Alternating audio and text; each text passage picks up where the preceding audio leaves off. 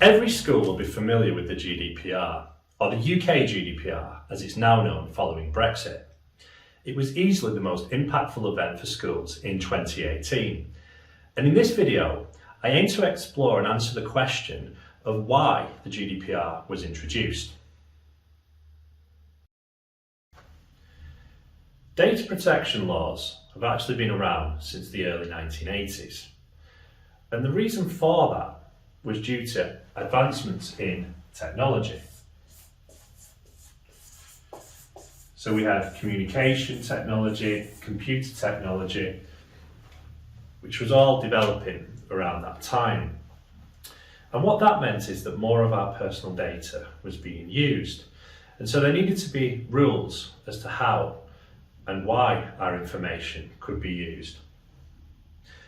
Now, the last piece of legislation that was in force prior to the GDPR was the Data Protection Act 1998.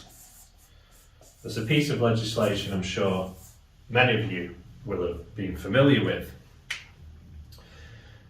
And as the name suggests, this was a piece of legislation that was passing through Parliament around the mid-1990s. And while the internet was around back then, it certainly wasn't being used as part of our everyday lives like it is now. So if we go back to the 1980s, you might remember things like the floppy disk. Fast forward to the mid-90s, we had the internet developing. However, things like Google didn't exist and social media wasn't around at that time. So if we fast forward again, another 20 years, it brings us to 2018, and that's when the GDPR was introduced. And the reason being is that so much has changed in that space of time.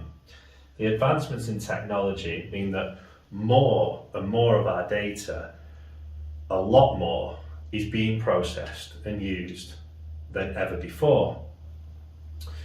So the GDPR was introduced predominantly to respond to this.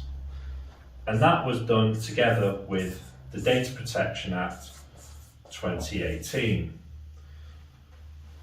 And what the GDPR results in is that it provides us with greater access to our personal information and also more of a say, more control over how our data is used.